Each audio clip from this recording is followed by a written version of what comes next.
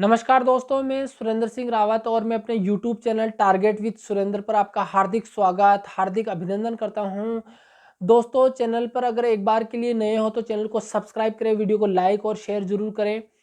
दोस्तों, मुझे पूरा विश्वास है कि आप अपनी तैयारी को कंटिन्यू कर रहे हैं और डबल जोश के साथ कर रहे हैं और आप सफल होकर रहोगे, मुझे पूरा विश्वास है।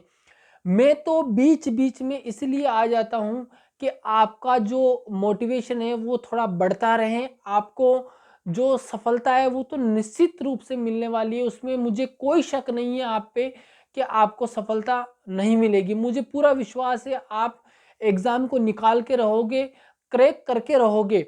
और मैं आपको आज एक बात बताने वाला हूँ, एक टॉपिक पे चर्चा करने वाला हूँ कि आप बहुत सारे स्टूडेंट ये सवाल करते हैं कि हम कहाँ से पढ़े, किस तरह से पढ़े कि हमारा जो एग्ज़ाम में क्वेश्चन वहाँ से आ जाए और हमें सफलता मिल जाए।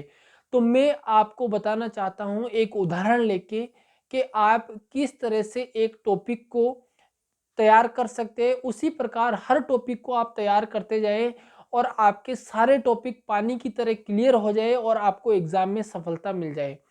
मैं उदाहरण लेना चाहूँगा, अगर आप किसी भी टॉपिक को पढ़ते हो तो किस तरह से पढ़े। उदाहरण के लिए अगर आपने जनसंख्या जनसंख्या जो जनसंख्या है वो टॉपिक अगर आपको पढ़ना है तो आप किस तरह से पढ़ेंगे उस टॉपिक को। उस टॉपिक में आप क्या चीज़ ऐसी पढ़ के चाहे कि आपकी तैयारी वास्तव में स्मार्ट बन जाए और वो जो चीज़ आप पढ़ के जा रहे हो वहीं से सवाल पूछा जाए।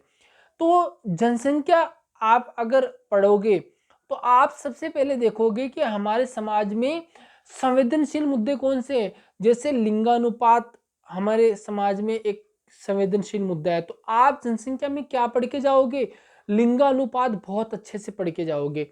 दूसरी चीज साक्षरता, साक्षरता भी हमारे समाज में एक संवेदनशील मुद्दा है, तो उसको भी क्या आप बहुत अच्छे से तैयार करके जाओगे। इसके अलावा और क्या पढ़ेंगे, जनसंख्या घनत्व।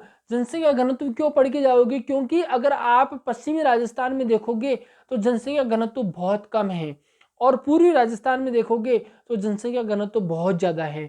इसका मतलब क्या है, आप जनसंख्या घनत्व बहुत अच्छे से पढ़ के जाओगे, लिंगानुपात बहुत अच्छे से पढ़ के जाओगे, साक्षरता बहुत अच्छे से पढ़ के जाओगे। अगर इस तरह से अगर आप टॉपिक पढ़ के जाते हो तो मैं कहता हूं कि निश्चित रूप से आपकी तैयारी स्मार्ट बन जाएगी, आपकी तैयारी में चार चांद लग जाएंगे और आप बहुत अच्छी तैयारी आपकी हो जाएगी और आप एग्जाम में देखोगे कि जो आपने पढ़ा है वहीं से सवाल आया है। और एग्जाम में हमेशा ध्यान रखें, पॉजिटिव अप्रोच रख के ही आप सवाल का आंसर दे तो भी आपको निश्चित रूप से फायदा मिलता है।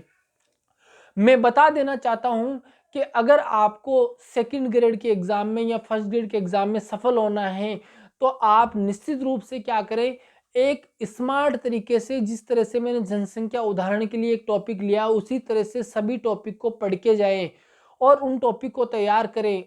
और मैं मानता हूं कि तैयारी के दौरान आप में थोड़ी बहुत नेगेटिविटी आएगी, आप में थोड़ी बहुत हताशा आएगी, लेकिन उस हताशा को दूर भगाए और दूर भगा के क्या करें, तैयारी में लगे रहे। एग्जाम जब तक कंडक्ट नहीं हो जाता, जब तक आप तैयारी कंटिन्यू रखें, किसी भी तरह की परिस्थिति आ जाए लेकिन आप तैयारी करते रहें और एग्जाम तक करते रहें तो निश्चित रूप से आपको एक बार में सफलता मिलेगी।